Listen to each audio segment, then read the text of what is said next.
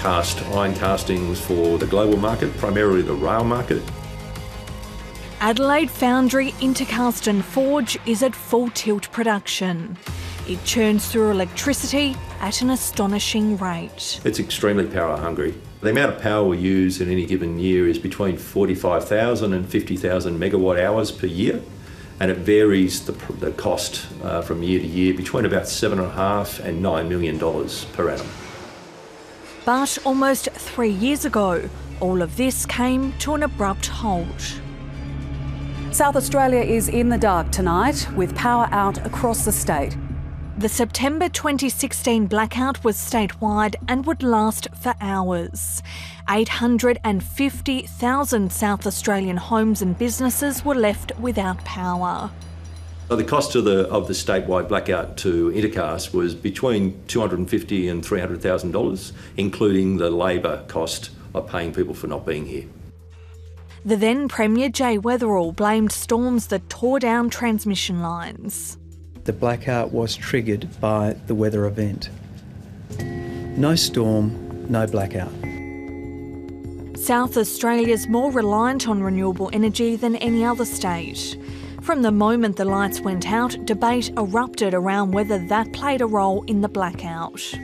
State governments that are determined to get rid of their reliable coal and gas-fired power stations that have been around for a long time, to close those prematurely, force record levels of intermittent power, solar and wind, into the system without appropriate backup, are heading for trouble. It's been damaging the public perception through a lot of the misinformation, and particularly as the federal government have picked up this issue and used it as a football in the energy debate. A post-mortem by the energy market operator would find there were 6 big voltage drops in quick succession after the transmission lines came down. Overly sensitive software on wind farms then caused them to switch off.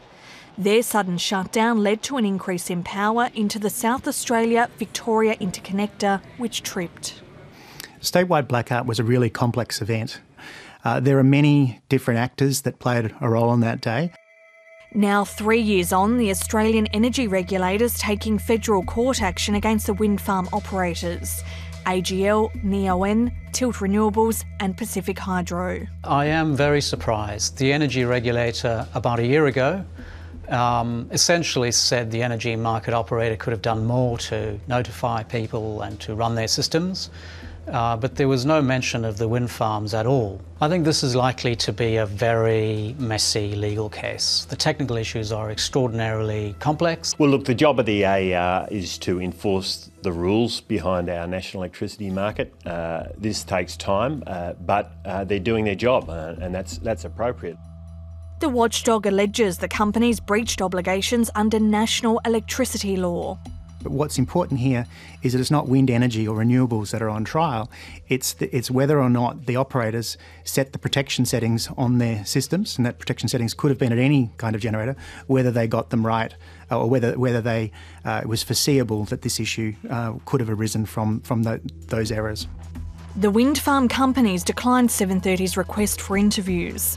NEON and AGL say they'll strongly defend the allegations. What AGL has said in defence is that they followed the rules and they did everything in their power and they acted in good faith.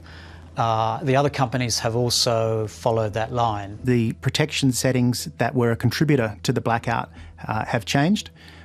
So if the same kind of event hits South Australia right now, even though there is more renewable energy, the management and operation of the network is such that it's highly unlikely that a similar event would happen again. As part of the court action, the AER wants financial penalties imposed on the wind farm companies. Our biggest fear for the wind farms being fined in any court action by the AER is that in some way or another, those businesses will pass through those fines to the users of the power. The federal government made cheap and reliable power a central part of its re-election campaign. It says the blackout illustrates the challenges of integrating more and more renewable energy into the power grid.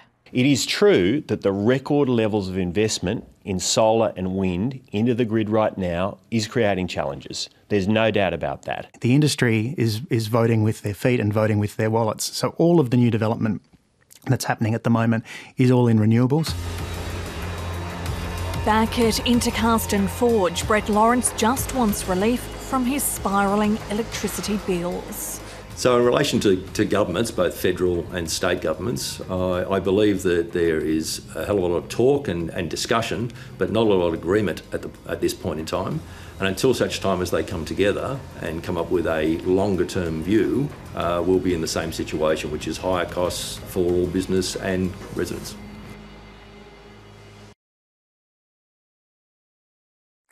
Hi, I'm Lee Sales. Thanks for watching this story. If you'd like to watch more of 730's stories, they are on the left of your screen. And tap on the button below to subscribe and get the latest from ABC News.